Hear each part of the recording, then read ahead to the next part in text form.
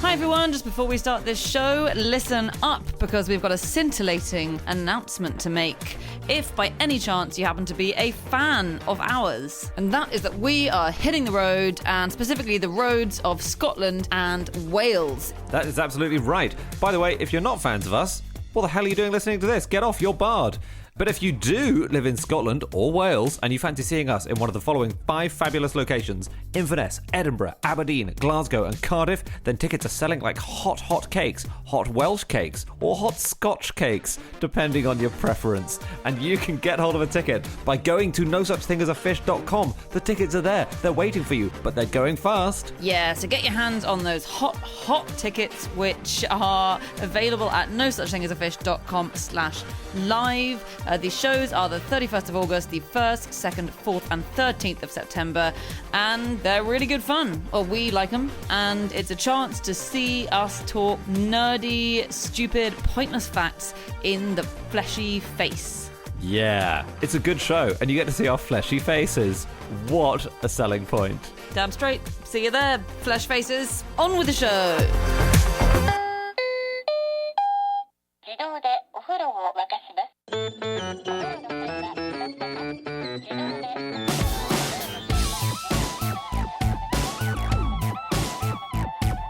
Hello and welcome to another episode of No Such Thing as a Fish, a weekly podcast coming to you from the QI offices in Covent Garden. My name is Dan Schreiber. I'm sitting here with Andrew Hunter-Murray, James Harkin, and Anna Tashinsky, and once again, we have gathered round the microphones with our 4 favorite facts from the last 7 days, and in no particular order, here we go. Starting with fact number 1, and that is Anna. My fact this week is that pedestrians used to be expected to give way to sedan chairs. Oh, wow. So they're the e-scooters of their day. They couldn't have been more so from everything I've read about A them. pedestrian's still expected to give way to sedan chairs, but just there aren't any sedan chairs, so it doesn't matter. Oh, like legally? It's a really good question. We'll have to. Well, I guess we have to set it up with one of us. It would require 3 of us to have a sedan chair, and then one of us to find a policeman to arrest. Well, no. We only need 1 sedan chair and 2 people to lift it. We need 3 people. That's what I mean. 3 I people. thought you said a sedan chair each. No. So we'll need 3 people, 1 sedan chair, and then one of us to be the pedestrian who doesn't give way. Oh, well, I'll be the pedestrian, please. Can I be the person? In the chair, shotgun in the chair. All right, front. I got the front. What a joke. Sorry, James. God. Anyway, this was, the rules of the road, or in fact the rules of the pavement in the great sedan chair era, which is quite a short era, really. And just in case you're unfamiliar with the sedan concept, it's obviously a chair that one person's sitting on, and then it's attached to sort of pole railings, and those are held by one person at each end, and you're walked around the street in this chair. And normally there's a box around the chair, we should say. Yeah. There are some rough and ready sedan chairs where it's literally just a chair and you're being carried. Those are quite cool. Really? Yeah. I can see that. Very cheap fares for those. There were military sedan chairs, or for expeditions, and it's literally just a chair with some handles that fold out. Right. And You that's wouldn't it. have thought it's that useful in a sort of a military assault, would you? It's no tank, the sedan chair. It's before the battle. Okay, You're in right. the chair. Galloping in on the sedan chair. Over the lip of a hill, thousands of sedan chairs. Anyway, there were quite strict rules about how they could be used. So it was in 1634, I think, that they really kicked off in the UK. They came over from Europe, and a guy called Sir Saunders Duncombe got a bunch of licenses to hire out some sedan chairs. And the great thing about them was they were allowed to go on the pavements. Much like scooters, this really irritated pedestrians. But the rule was that pedestrians had to get out of the way, and the men who would be carrying the sedan chairs, and it was usually men, obviously, would just shout, "By your leave," as they approached, or sometimes ruder things, according to some accounts. I thought that it was very polite. I thought a sedan chair would be making its way leisurely to you, and they would say it, you'd pause. These guys were bolting down the street. Yeah. Really? That's the thing. If you didn't move, you weren't sort of in a standoff. You were just mowed over. That's by why I these think guys. this was the rule, but it was kind of an unwritten rule, I reckon, right? Mm-hmm. And the reason it was unwritten was because if you didn't get out of the way, you would get smashed. Yeah, they could be quite violent. I always thought that sedan chairs were pretty much in the way that you might, if you were in London these days, days, getting a rickshaw in the middle of the night. Like, it was just a thing of convenience, which was really nice. But actually, they were really practical. They were particularly practical for people whose legs, had problems, who couldn't walk and so on. And sedan chairs weren't just for the outside. You had indoor sedan chairs, which I just didn't think of. So you could get from your room downstairs and have a wash, go out, and be brought back in. It was usually the same sedan chair, right? What they would do is they would change the poles, so they would have shorter poles when you were doing the indoor bits, and then they would give you longer ones for the outdoors. So they were really popular in Bath, in the city of Bath. They were, like Dan said, because you could use them indoors. You could literally be picked up from your bed in your lodgings. You could be carried to the Bath waters, which were regenerative. You could be put into the waters and then picked back up again and taken back to your bed and put into your bed. And these guys, the chairmen who would take you, they would also strip you and cover you in blankets. So they would take off your night clothes, put you in blankets, put you in the sedan chair, take you to the bath, put you in, and then put you back as you were. That's a good service, isn't it? It's like being a baby. Yeah. Basically, like I just think Uber should bring this in. I don't want... I think workers' rights might have got to a place where we're not okay with the sedan chair anymore. Yeah, but it's a bit like a hover wheelchair, isn't it? Like if you think about it, it's like not hovering, no wheels. Just like an old like the concept. It's a hovering if chair. you imagine the men who are carrying you aren't there, then it is, isn't it? Yeah. Imagine they are the wheels. The men are the wheels. They were mostly for the higher society, obviously, because you had to pay fares to ride in them, and so they had great fixtures. Like, they tended to have hinged roofs, especially as hairstyles got bigger, so that people's hairstyles could fit out the top, or headdresses, or top hats. I saw a drawing as well, which again, it's done in that style where you kind of wonder, is this being satirical or is this being real? But you can see the hinge on the top of the roof and this giant wig coming out. Now, obviously, one of the problems is what if it's raining, or what if there's a light drizzle? You're obviously going to get your wig wet. So the person on behind, in James's position, they have on their back a sort of huge pole that comes up with an umbrella on the top that then sits over. I think it's a satirical drawing. Sadly. But it kind of makes sense that you would do that, I would say. Yeah. I think from the attitudes of the chairman, I can gather their vibe would be, your hair can bloody well get wet, madam. Have you? So there was a thing as sedan chair sickness. Oh yeah, 'cause it was a big sedan chairs were huge in China too, and in Hong Kong as well. And seasickness was known as sedan chair sickness because that was the best example they had. I think more people might have experienced sedan chairs than the ocean. No way. Yeah. So you went out to sea and you suffered from sedan chair sickness? Oh, possible. I don't know if they called it that when they were at sea. Oh, I thought you were saying that was what they called seasickness. I think if you're a salty old sea dog, you're probably still calling it seasickness. Yeah, but Wait, I think most people would have said, "Oh, I've got a sedan chair sickness because it feels like I've been in a sedan chair." If they had motion sickness. If they'd been on the waltzers or whatever, I see. They would think of it as sedan chair sickness. Okay. But cures included drinking the urine of young boys. Oh God. Which does seem to crop up quite a lot in ancient cures. Was that in? Would you get a little vial of that in the sedan chair for just a nice if you felt one? It coming on? What, like when the Uber driver has a bottle of water in the back. And this is a classy one. Sedan Lux. Or bringing some earth from your kitchen floor for protection. Well, that was how they used to treat seasickness, I think we've said before, right? So it must have been the urine of young boys for the sedan chair only. Okay. Also, taxi drivers get annoyed if you get their cars dirty. So if you bring earth into a car, and similarly with the sedan chair, they were able to charge passengers for any mess that was made. Yeah. So Right. I think if you dumped a bunch of earth in the chair, or if you drank some young boy's urine and then vomited it back up. But that's presumably fine because they're the ones who introduced the boys' urine into the... Yeah, just don't spill it. I really like it how when it got to night time, the sedan chair, the price would then double on top of all these other fees that you had. It would double. It kind of makes sense because you needed one extra member of the vehicle, as it were, which was the link boy who would be standing in front of the sedan chair with a torch, lighting the way like a big old headlight. Yeah. Just, So cool. Yeah. And it was... I read a thing about that. It was very dark and jolting in the sedan because there are these just slight gaps of light where the curtains are or whatever, where you see the torch. And at the end of the journey, the link boy would thrust their flambeau into your trumpet-shaped extinguisher. How cool is that? Yeah, that was if you paid extra though, wasn't it? And those extinguishers, you still see them in houses sometimes, don't you? I walked past the building yesterday and I Yeah. saw this weird iron trumpet on the outside, and it was for them to stick the torch up, and it extinguishes it. That's great. cool If you is ever need to that? put out a candle in London and you happen to be in the right place, you can do it. It's quite shishy buildings. It's not. Yes. This was in Piccadilly or somewhere. Yeah. If you live in one of those buildings, you can probably afford a torch, so you won't need to put the candle out in there. The world record longest journey in a sedan chair.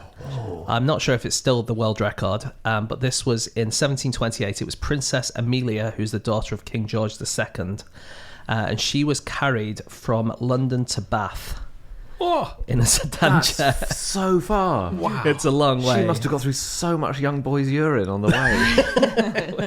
They have like service stations where you can get some young boys' urine, some drive-throughs and stuff. It's 172 kilometres, and she did it with 8 chairmen working in turn, and they had a coach that was going alongside them that they would jump in and out of, and then they would carry her. So who was it who did this? Princess Amelia. So an actual princess? Yeah, daughter of George II. Wow. It wouldn't be your average pleb, would it? No, doing of that? course. But what this reminds me of, every so often there's a news story today which is like, this drunk person got an Uber 200 miles. And it's basically that. That was the first thing I thought of as well. But she was really kind of quite unpopular, Princess Amelia. She famously closed Richmond Park to anyone apart from her friends. Bastard. In London. And so you had to get a ticket to go to Richmond Park, and you had to get it from Princess Amelia. You couldn't get it from anywhere else. And so, for instance, there was a guy called Lord Brooke who asked her for a ticket. And he said, "Can I have a ticket to Richmond Park?" Yeah. And she said, "I denied one to the Lord Chancellor. I'm hardly going to give one to you." Ouch. Wow. And there was like a huge sort of right to roam thing. And there was a guy called John Lewis who took her to court saying, "I should be allowed into Richmond Park." And in the end, this was in 1758, he won, John Lewis won. And so they had to put ladders up over the walls so that people could get into Richmond Park. But Princess Amelia made it so that the steps in the ladder were too far that people couldn't get over them. No. And so they had to go back to court to get them put in. Wait, how was she getting in? If there... She was, she had her gates that she could go into that were guarded and stuff like that. See, okay. Because She didn't have a human trebuchet or something tossing her. But yeah, John Lewis, who did this, he became like a local celebrity, and people who lived near Richmond Park would have his painting in their houses because he was so famous for getting people into Richmond Park. How Yeah. cool is that? Yeah, Princess Amelia. Hang on, so could we say that without the sedan chair, we might not be able to access Richmond Park today? No, well, it's another one of my talking about someone quite a long way from the actual fact. Yeah. I'm only talking about her because she did have the record for the longest sedan chair race. Just very quickly on the trip, you said that these guys were jumping out. Yeah. So was it like passing a baton? As in, did she ever touch the ground? Do we know, or was it just one journey? That's a really good point. I would imagine she's a princess, right?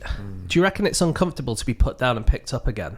Because if it is, they probably did a baton pass to try and make it as good as possible. But for her, it's also uncomfortable to walk 170 miles without a piss. So I imagine she would have stopped a bit along the way. There must have been... Yeah. Hardly any of them had toilets inside the sedan chair, did they? So for that that one, really you is would build that in, wouldn't you? For that long a journey. That's a rough gig for the guy at the back. Poor James. Oh no! What I'm thinking now is this is just so obvious that this must have happened. You get your free vial of young boy's urine, neck it to make you feel better, and then you need a piss. Where are you going to go? In that vial, and then the next person who uses the taxi, they're not going to get young boys urine. Yeah, are you're they? right. And if they get the motion sickness badly, they'll think, I bet that wasn't young boy's urine after all. Only 4 stars.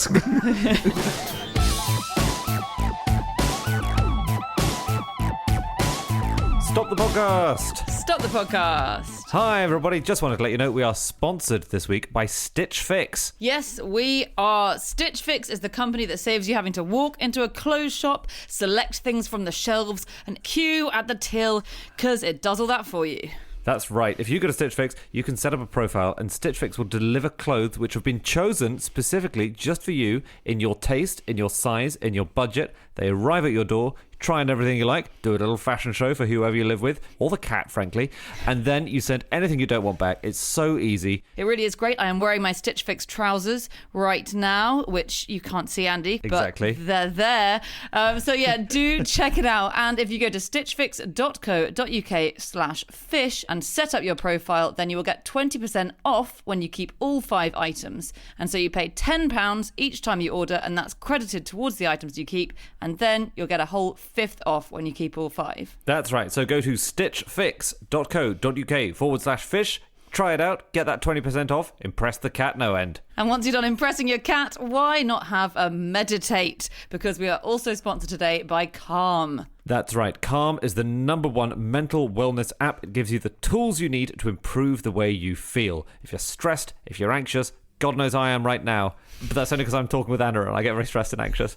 I can reduce my stress and anxiety with guided meditations. There are curated music tracks. There are sleep stories as well, both for children and for adults. Yes, so if you get stressed listening to me, then switch over to calm.com/fish and you will get a special offer of 40% off a Calm premium subscription. That's right. You will end up as happy as a clam, which is an anagram of calm. That's how you can remember it. So just go to calm.com/fish, which is a kind of clam, and you'll get 40% off. Sort of, although a clam is, well, there's no such thing as a fish, and a clam is pushing it even then. But anyway, go to calm.com/fish, get your 40% off now. Okay, on with the show. On with the podcast. Okay, it is time for fact number 2, and that is James. Okay, my fact this week is that a woman called Mary Papanicolaou once had a smear test every day for 21 years. That is being a hypochondriac. That is... I mean, it's quite something, isn't it? No, she was the wife of Dr. Georgios Papanicolaou, who was the guy who invented the Pap smear test. And that's why it's called the Pap test, because it's named after him. And he needed to do experiments, and it's kind of hard to get people to do experiments. And so he got his wife to do it. And she, unbegrudgingly, or maybe a little bit begrudgingly, did this for 21 years. Depends on the day, doesn't it? If it's Christmas Day or your birthday. Yeah. And and the other thing is that he was a zoologist, really, and he came up with this idea of doing a smear of the vagina of a guinea pig, and he could find out when they were menstruating. And so he was kind of doing that experiment on humans, and everyone's like, yeah, but we kind of know when humans are menstruating. It's a bit dumb. There are some obvious signs. There's the odd sign here and there. But what happened was Mary invited some of her friends to a party. And I don't know how you bring this up in the party, but as part of the party, they all had a smear test.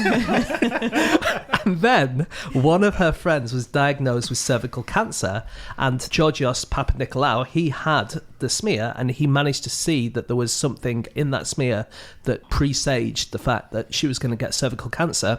And that was basically why we have smear tests today. He's so brilliant. What a hero. Like, he should be a household name, well, really. she should be as well. Both of them should be. Yeah, the Papanicolaous should be She just lay there. As the only person among the four of us who's had a smear test, it's genuinely not that difficult. 21 years in a row. It's not very pleasant, I understand. It's not that pleasant. So it's a sort of little... What is it? A little sort of taking of a few cells... Yeah, exactly. Yeah, so something, a little speculum. I imagine. I really want to know who made the tiny speculum for this guy's guinea pigs. Well, I can tell you that. So he went to a shop and bought a nasal speculum for humans. So a speculum is something that kind of opens up a gap a little bit. Okay. And so he would take the nasal speculum for humans and used it in the vaginas of the guinea pigs. Right. And so what that tells me is that guinea pig's vagina is almost exactly the same size as a human nostril. Ah. Oh, well, that's...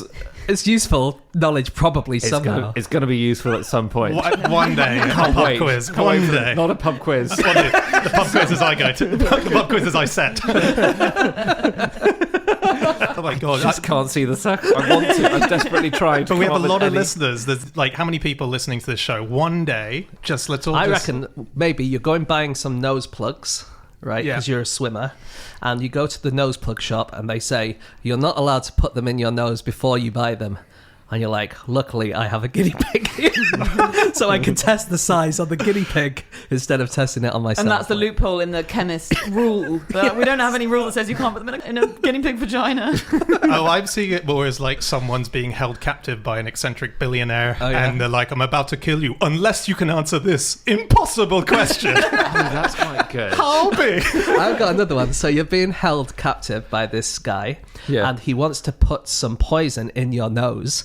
And so what you do is, oh no, I need to put my hockey mask on first. And you put your hockey mask on. He begrudgingly says, well, that's, I understand. Fair enough. But then when you've got your mask on, you put a guinea pig where he thinks your nose is. And so he puts the poison in the guinea pig's vagina instead of your nose because he thinks it's your nose. Yeah, that's Very quite good, yeah. Anyway, look. Gosh. Papa Nicolau. Georgios, the husband, he started working on the guinea pigs during the First World War. I think it was about 1916, maybe within a year or two either side, because that was the length of the war. But it took him so long. He published his landmark work on it during the Second World War. It was 1943 that the work was published, and that was with a brilliantly named fellow scientist called Herbert Trout.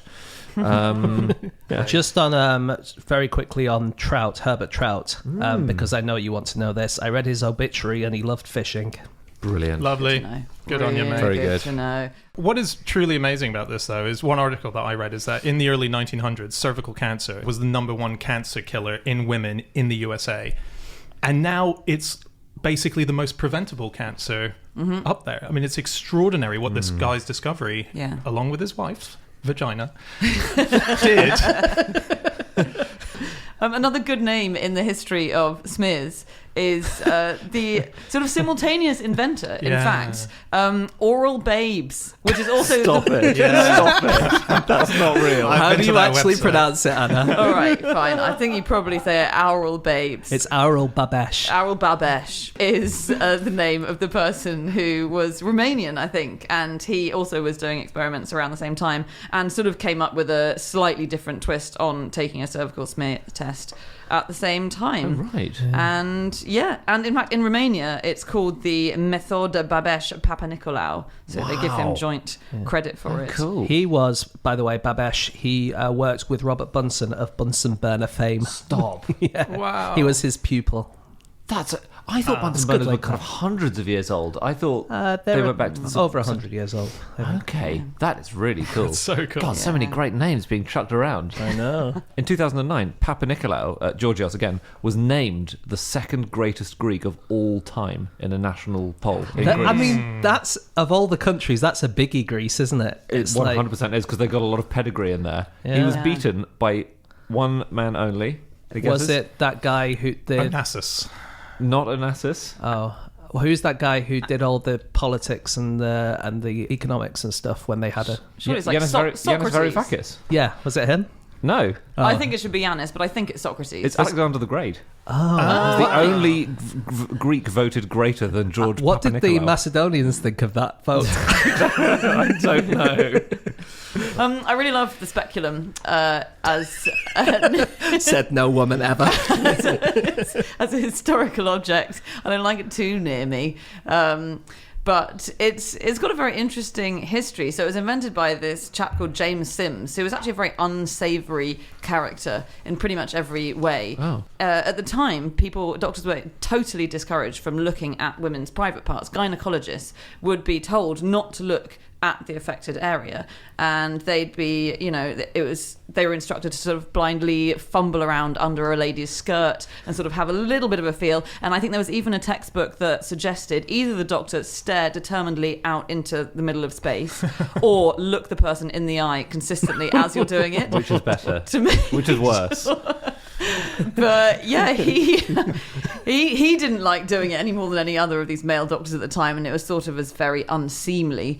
But he did say one time this poor girl came to him with a fistula, a really bad fistula, and he said this girl was in such a condition that I was obliged to find out what was the matter with her.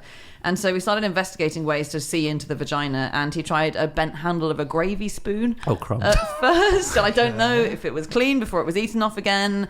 Not clear on the details there.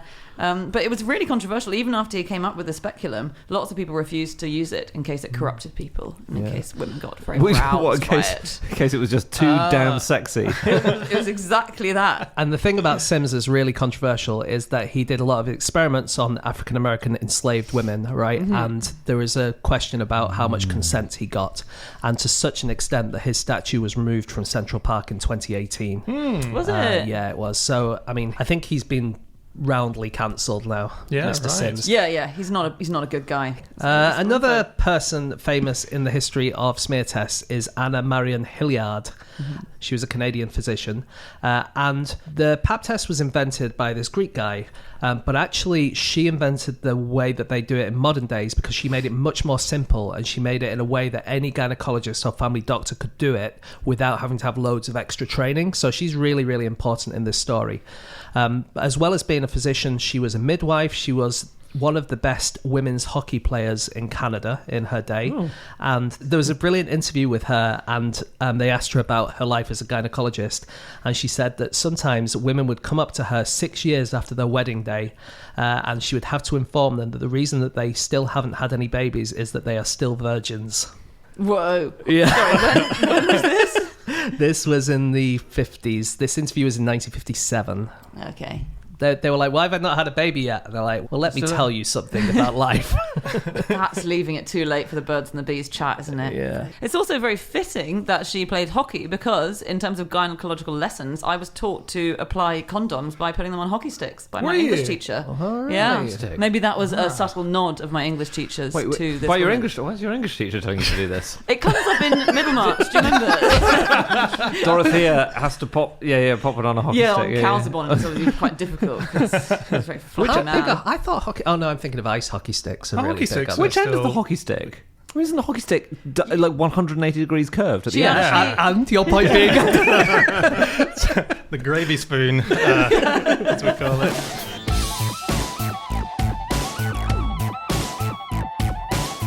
Okay, it is time for fact number 3, and that is my fact. My fact this week is that ships can squat to get under bridges. That's really cool. Pop a squat and get under bridges. They don't have any legs. They don't have any legs. Obvious response, no they can't. What are you talking about there? So this is a pretty amazing thing. Basically, what they do in order to achieve the squat is they make the ship go faster. And when you move a ship faster, there's obviously a lot more water passing faster. And when it passes faster, particularly underneath the boat, the pressure decreases. And so the ship sinks further down into it. It sort of gets sucked to the bottom.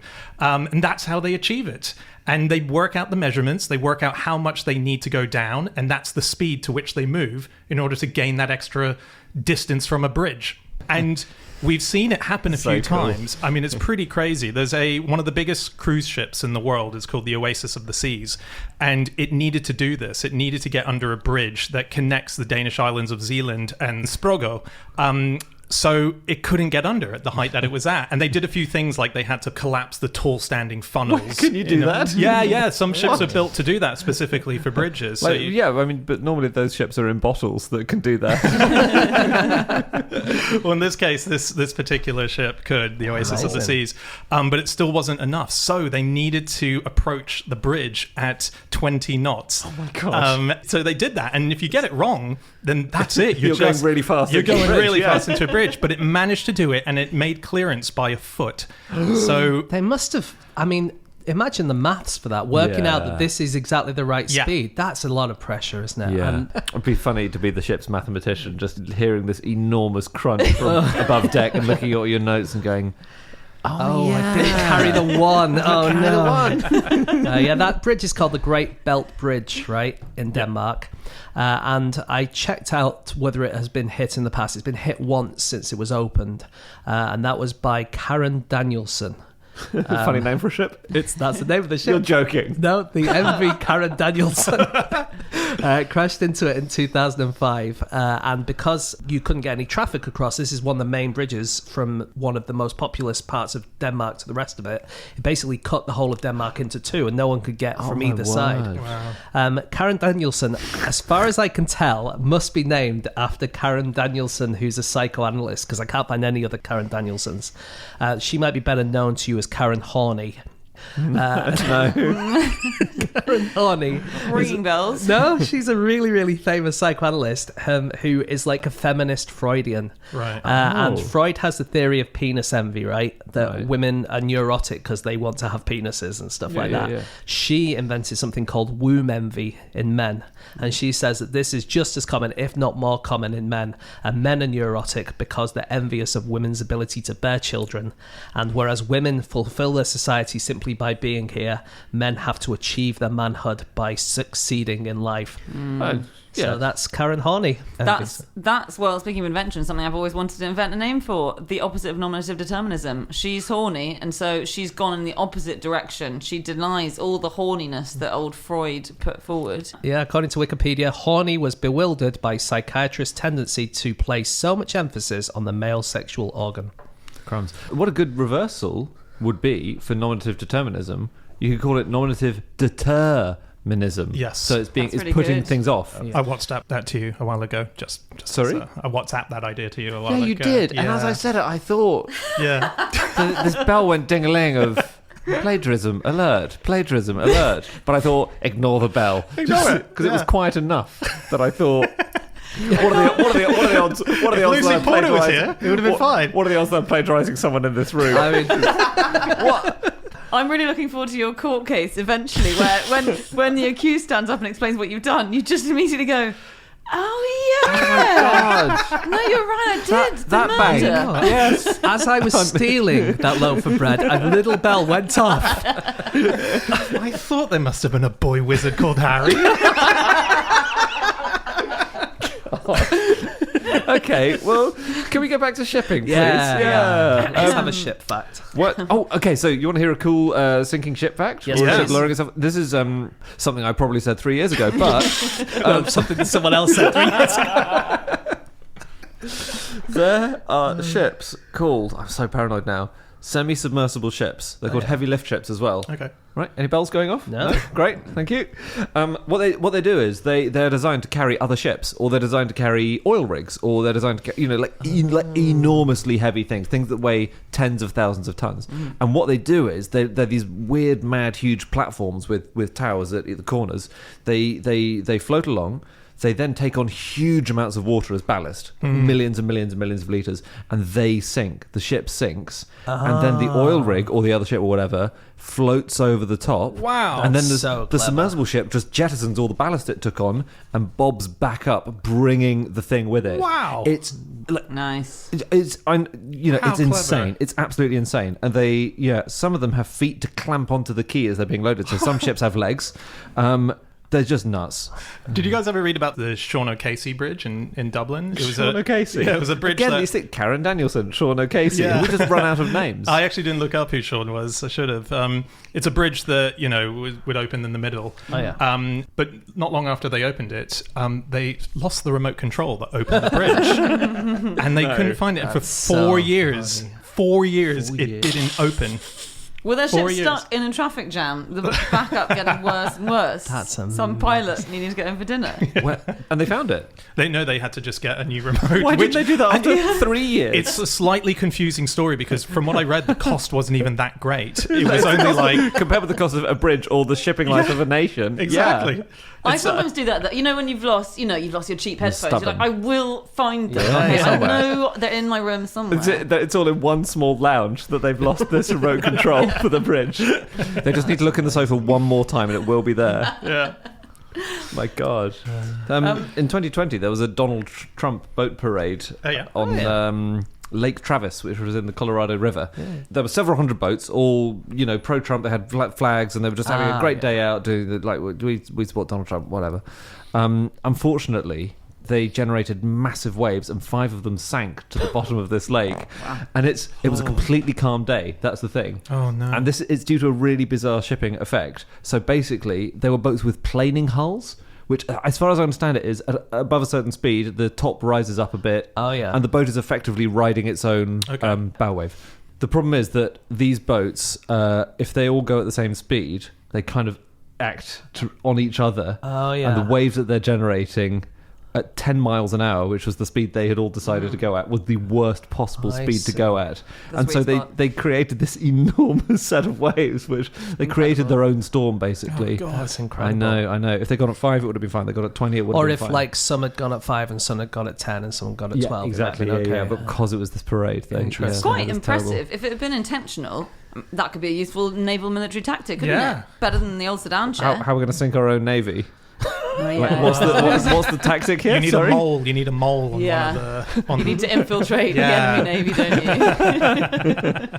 I was actually reading a bit more about the effect that you were talking about at the start. Yeah. And so there are a few effects that ships can pull off. Another one is the bank effect. This isn't actually a good thing, but it's a very similar mechanism that Dan was talking about. So as you said, the ship goes faster and faster, and the water in front of it is displaced, as we know, so you get that wave. And that creates a decrease in pressure underneath the ship, and that's called Bernoulli's theorem. But also...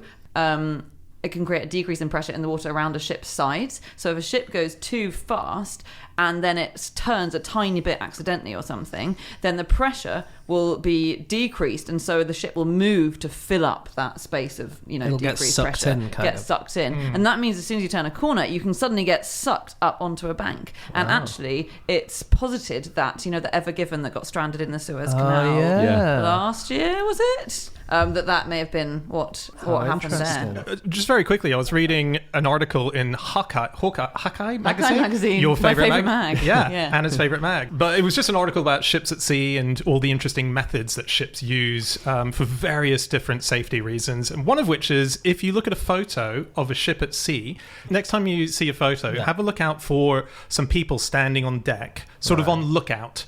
And that's two people, sometimes one, sometimes more. They're looking out for pirates because that's a big problem when you're out at sea. Sure. But the thing is that they're not real people. These ships have dummies that look like people who they just place on the side. Scarecrows. Basically scarecrows, But yeah. for pirates. But for pirates, yeah. Pretty cool.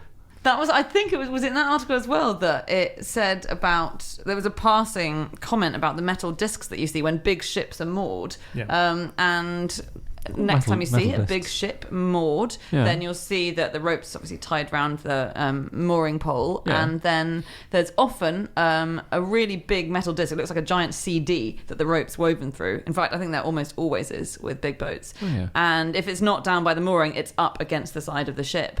And do you know what that is for?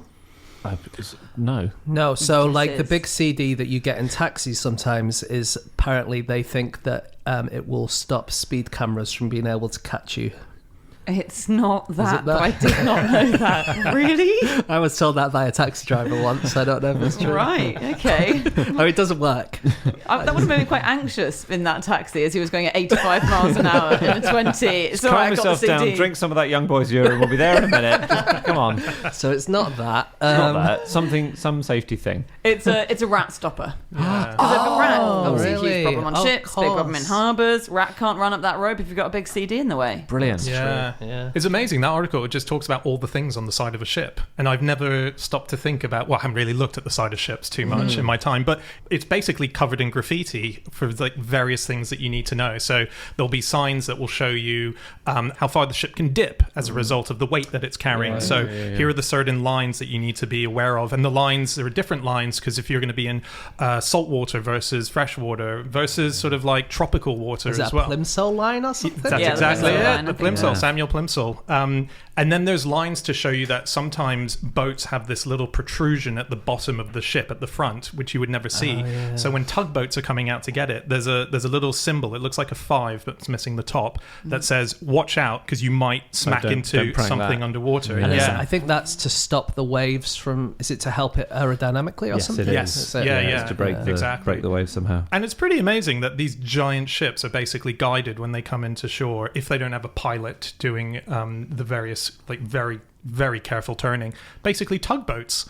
Just tiny little boats. Because they can't turn it, but those little things are able to shift an entire ship. And a maritime pilot, which I always think is quite cool, that you have the pilots who wait in the harbours or at difficult channels like the Suez. And these are the real pros who just know that very specific area of water. And they leap on the boat and tell you how to do it. I saw that in action in Sydney at the Sydney Harbour. So I was having a drink outside the Opera House, and there was a cruise ship that was going out. And that's a very hard turn that it needs to make by the bridge.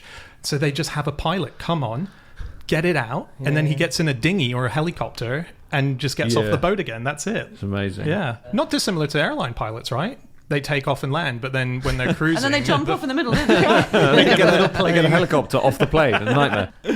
One more thing about boats and bridges from me, and that is about the Kinsey Street Bridge in Chicago. Oh, cool.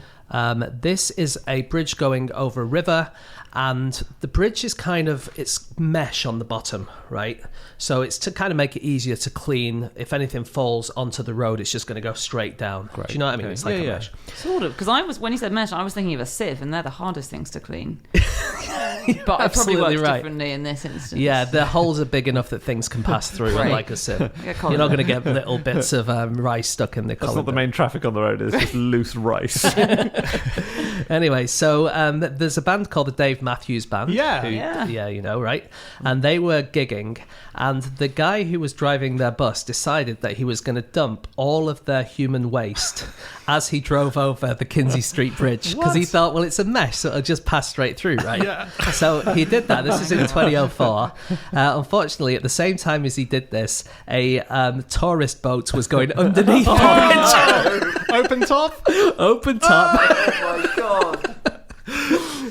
And that incident led to more than $300,000 in settlements, donations, and fines. Wow. Really? Yeah. Oh my god. And the Dave Matthews Band always now has agreed to keep a log of whenever it empties its septic tanks. Keep a log, hey? Logs feel like they were the problem in the first place. I mean, That's amazing.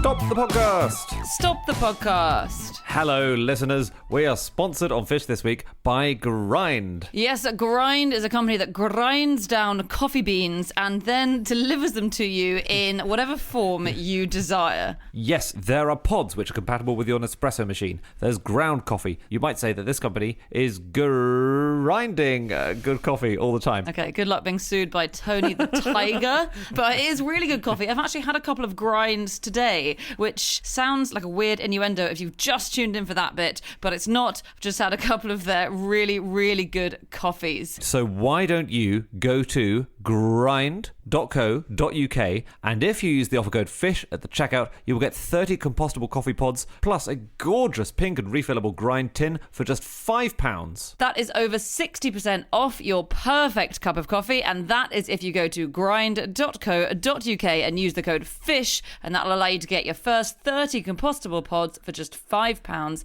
and your pink refillable grind tin. Do it now. Do it now. It's really... No, stop it. We can't afford the lawsuit. Okay, on with the show. On with the podcast.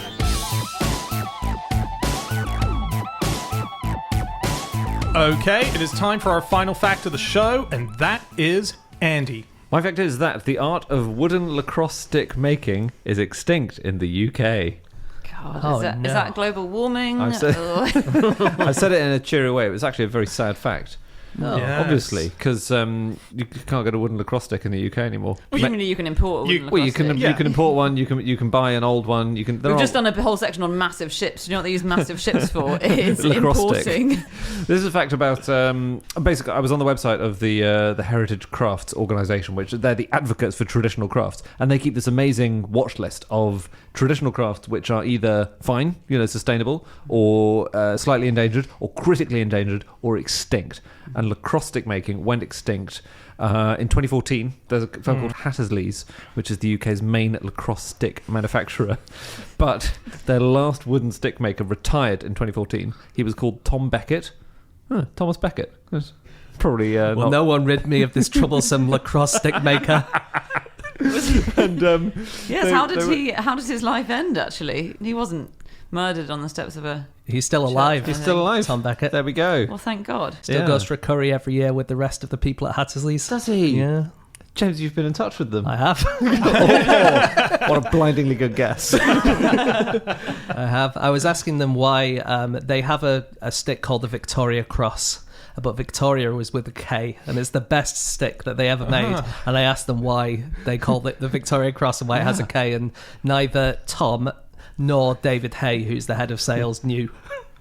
Because it's all plastic these days. That's the sad thing. Is it? The lacrosse sticks. Yeah. Carbon fibre. Yeah, they're lighter and they're more efficient and all Well, that. one reason is because they yield on impact, because it's quite a violent sport, lacrosse. And so if you hit someone across the head with a lacrosse stick, which is wooden, they're going to do a lot of damage, but the carbon fibre ones bounce right off. God, Yeah. it's all gone soft these days, hasn't it? You can't even beat people over the head with a stick anymore. Well, did you hear? I mean, that is an important thing. There was a guy in America at Wheaton College. Sorry, Wheaton College. Where were you educated?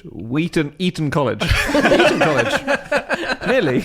Yeah, Wheaton College. It's the equivalent. It's twinned. It's twinned with Eton. He was a guy. He was 19 at the time, called Alex Chu. It's the French Eton, isn't it? Mais Wheaton. He was, up until this point, playing lacrosse his entire school life for the school teams, and then he became a freshman at Wheaton College and was told he couldn't play anymore because his head was too big for any of the helmets. They just didn't make helmets big enough for this guy's head. I think what he used to do was, the reason he was allowed to play before was that he pieced together parts of two different helmets. He created a bigger helmet for his massive head. Doesn't sound very safe. It's not very if you get safe. two cars and weld them together, that's really unsafe, isn't it? Yeah, exactly. So he didn't get to play. Wait, They sorry. had to so sit are on you the saying- sides. Are the helmet makers of Massachusetts also extinct? Was there no one It's not- available to I make can't understand him... what the... No one built him a bigger helmet. He couldn't play. He played, I think, one game that season, and I think that might have been a mistake. You know what he could have played? Women's lacrosse, because they don't wear helmets in women's lacrosse. Why not? Because it's almost a completely different game. It's Yeah, it's so weird. Yeah. They're different sports. Well, so they say. I actually think they're really similar. But if you ask people who play lacrosse of either type, they say they're really different sports, don't they? Yeah. And they don't really do the body contact so much in women's sport. So the men's lacrosse is incredibly violent. Basically, you can essentially just attack someone with a large stick. As long as it's not deemed to be sort of like unduly, really intentionally aggressive, I think. Whereas in women's, you can stick people. What do they call it? Stick people. Slashing in stick check. hockey? In women's, you can stick check, so you can hit their stick with your stick, but you can't really bash them around the face. Could you hit their fingers holding the stick with your stick? I think you can do that. Oh, and I yeah. should say in men's, actually, you can't bash them around the face, but the torso, free for all. Golly. It's really interesting, and it's all down to a woman called Rosabelle Sinclair. And what happened was, so lacrosse is an old Native American sport. They played it in America, but it was in the early 20th century. Girls weren't really allowed to play lacrosse, and so it was an all-boys sport pretty much. They came over to the UK and had an exhibition in front of Queen Victoria, so this a bit earlier, and Queen Victoria said it would be a great game for girls to play in public schools. And so they started playing it in public schools. And so you had this one sport in the UK, which was all girls playing in school. And you have this one sport in America, which was all boys playing. And they've kind of evolved quite differently. And then Rosabelle Sinclair took the girls game over to America, but she decided she was going to stick to the girls rules that they had in the UK. And so that's why now in America, it's almost like netball and basketball. Not quite, but they're quite different sports. Right. That makes sense. And I'd love to see a team of traditional women's lacrosse players play the men's, because just FYI, if you're an American listener, lacrosse in the UK is pretty much, I think, reserved for, well, this is anecdote, this is just based on my own life experience, but in my own life experience, lacrosse is basically reserved for very posh schoolgirls, and in America it seems to be reserved for extremely hardcore large men. So yeah, I was let's talking have that to game. someone the other day, a friend of mine who played a little bit of lacrosse, and she said it is quite violent still. Yes. The women's Yeah, game. Yeah. It's pretty primal. That's pretty fun. So the kind of aggression of it, I think, kind of makes sense for the origins of it. So it was played in the 1500s. Native Americans did it as a way of kind of battling between local tribes, didn't they? They would have games that would last for days, and the teams could be anything from 5 players to over 100 players. And it was you turn up with your 4 mates. Oh no, they've gone for the opposite actually in many ways. But yeah, that's kind of the origins of it, isn't it? And yeah, there's one claim on the World Lacrosse Federation website which says that sometimes games could involve up to 100,000 players. Stop it! It's so clearly bollocks, isn't it? But that's what it claims, and they're the authority. That is amazing. It was certainly common to have over 1,000 people, and I suppose 100,000. Was it war, or was it were they fighting? Well, we don't. That's still a big war. Yeah, It is. On one side, you got lacrosse players coming, sedan chairs on the other. That's the time travel. It was actually one team of 5, and then another team of 99,995, and it was a draw. It was a draw in the end. Amazing. That's mental. Wow. Yeah, but it was like it would be over vast distances. So Native Americans would be, running between states practically, and people subbing in and out quite a lot. I think over many days.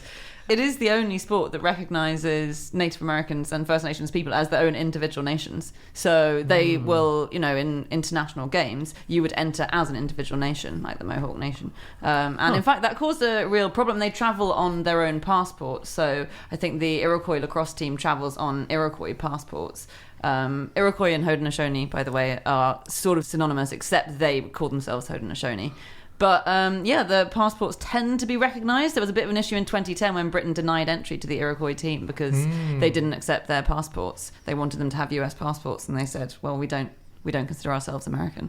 And they didn't play. Wow. Lacrosse might come back, by the way, to the Olympics. It is coming back. Yeah, because it's such a growing sport, isn't it? So 2018, they were given the status of receiving funds, which meant that they could sort of like start showing that it was possible. They're now an official, whatever the official sport of that you need to be in order to get to the Olympics. They are now that. Yeah, so they'll be there for the 2028. Yeah, hopefully. Really? Yeah. Speaking of, this is just something I read today about hockey, so it must be the same with lacrosse. And that is that if you're a sports person in Canada, you're doing your sport, you're getting really sweaty, all your gear, your mitts and your shirt and everything, your underwear gets really, really smelly, but you can't put it outside to air, right? Because it's so cold. Okay. And so traditionally, you find that these people have really, really smelly like clothes and kit and stuff like that. And so they invented this thing. I can't remember what it's called, but it's like a big sort of trunk, and you put your kit in and it fires UV light into the trunk, and then that makes ozone, and the ozone kills all of the bacteria. Wow. And when the bacteria's died, it means it can't make all the smells, and so it kind of gets rid of all the smell of your kit. And this is the amazing thing, what they hope in the future is they might be able to scale this up to the size of a room.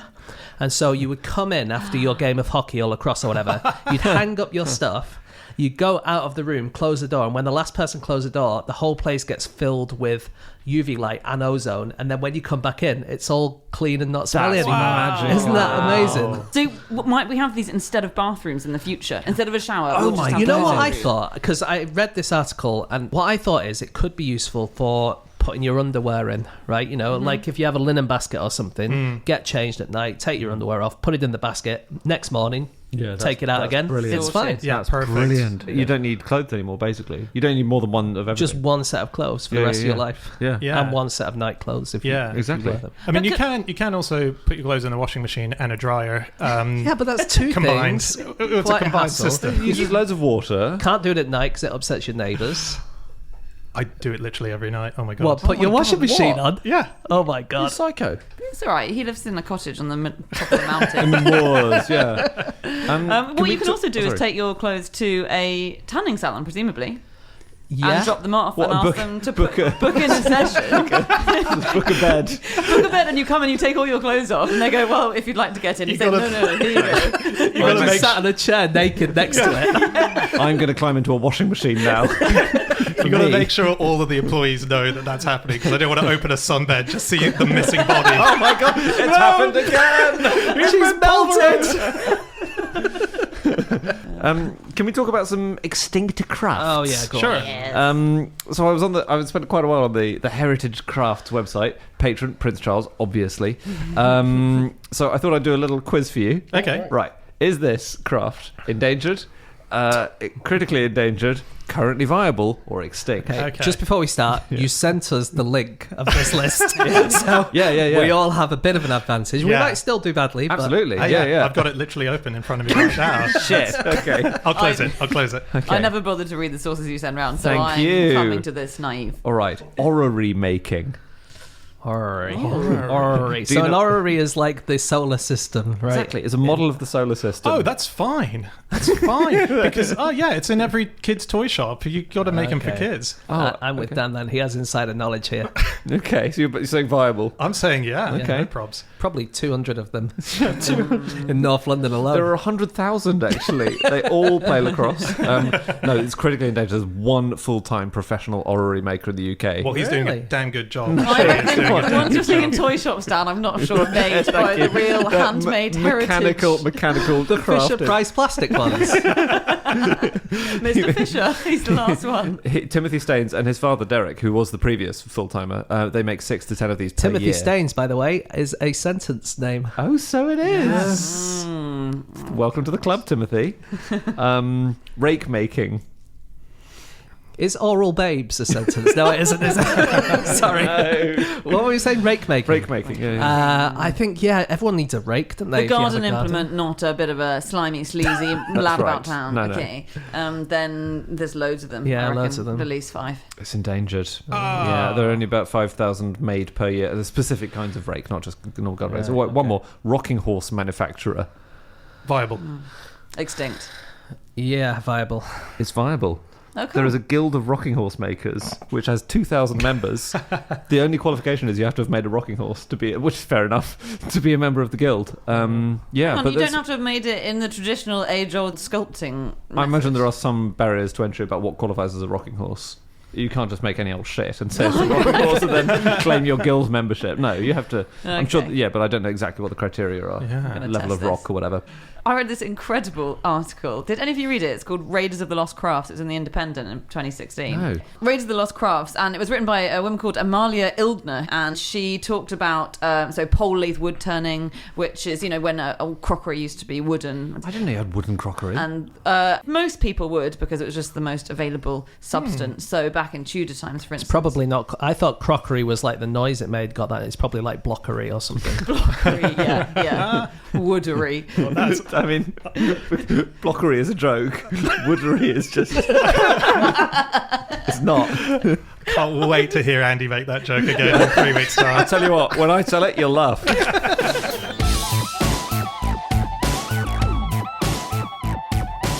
Okay, that's it. That is all of our facts. Thank you so much for listening. If you'd like to get in contact with any of us about the things that we've said over the course of this podcast, we can all be found on our Twitter accounts. I'm on @Schreiberland, Andy, At Schreiberland. James, bit weird, but James, At James Harkin. and Anna. You can email podcast@qi.com. Yep, or you can go to our group account, which is @AndrewHunterM, or you can go to our website, nosuchthingasafish.com. All of our previous episodes are up there. There's also a link to the upcoming tour dates that we're doing later this year. Do check them out and see if we're coming to a place near you. Otherwise, you can listen to us again next week on this channel, on this podcast. We'll see you then. Goodbye.